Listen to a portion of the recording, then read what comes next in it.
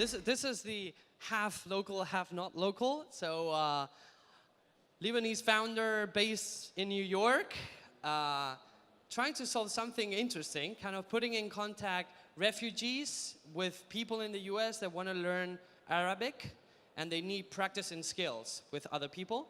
I'm pretty sure you're working with three-letter agencies in the US, but you know, let us explain. Please, big applause for NaTakallam. Hello, my name is Michael Battaglia. I'm here to talk to you a little bit about our company NaTakallam, which is an exciting new online platform which takes advantage of the fast-growing language learning market and also has an exciting opportunity for helping one of the most dire humanitarian crises of our time, which is the Syrian refugee crisis. I guess this has been a problem for everyone, but okay, here we go. The concept. Our platform matches language learners, Arabic language learners from around the world, but primarily in the US, with Syrian refugees primarily in Lebanon, for the purpose of having online conversation sessions to practice learning Arabic. Most of our users are enrolled in full-time Arabic language programs in the US, but they don't have the opportunity to practice with anyone. It's difficult to find someone to talk Arabic with in a small town in the US, and even if so, they're probably not going to have the opportunity to speak local colloquial Arabic. So many Americans have the problem of, after maybe 5 years of studying, they come to the Middle East and they can't really talk to anyone because people here talk in local dialect, not in modern standard Arabic, which they've been taught. At the same time, Syrian refugees in Lebanon do not have access to job opportunities for the most part, at least in the formal economy. Our platform offers them the opportunity to earn $10 per hour for a skill that they have in the global marketplace.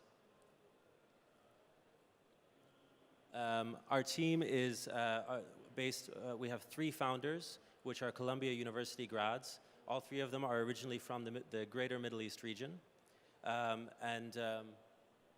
We have been featured in a number of publications around the world for this exciting new concept. I've already given a little bit of an overview on this, but Arabic language is the fastest growing foreign language study in the US, with 200% growth over the past 10 years and 30,000 students enrolled in the US. The Middle East is a fairly difficult place for many Americans to access in terms of study abroad and language programs. Our platform allows them to practice their language skills from the comfort of their own home. I don't think this audience needs much overview of the refugee crisis. It's one of the worst that the world has faced, with over 15 million displaced people. We have a fairly robust business case. I've already gone over some of the aspects. The wider language learning market globally has not really been tapped into. And furthermore, we've gotten a lot of very receptive feedback on the humanitarian bent. This is an opportunity not only to get a service that people want, but also an opportunity to give back directly to those which have been affected by this crisis in a way which is much more personal than just giving to the UN or very large charity organizations, although their work is also very important. Our concept is simple. You pay $15 per hour. The refugee gets 10, we get 5. I'm going to speed it up just so we can have time for questions. And we have a proven revenue model.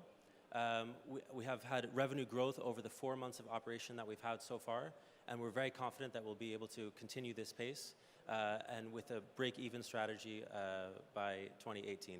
I'll leave it there for now, although obviously I have a lot more to say to give the judges opportunity to ask questions. Okay. Whoa, that was fast. Okay, applause, guys. That was very good. Thank you very much. Love it. Question?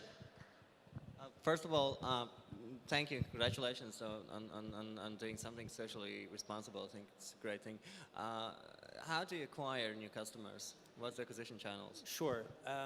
Through 2 mechanisms. The first is we work with a number of NGOs on the ground in Lebanon who refer to us refugees with the requisite background. Most of them are university educated. They have a very high level of language.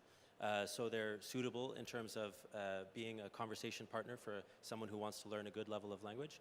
The second is that the founders of the company are very networked. They've worked with a lot of NGOs, a lot of different companies around the world.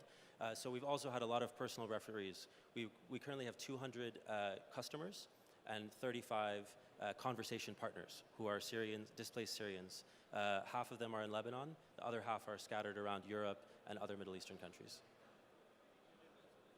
Oh, sorry. First is through personal networks. Oh, how do we get customers? Okay, first of all, through PR, basically through media outlets. This has been our #1 draw so far.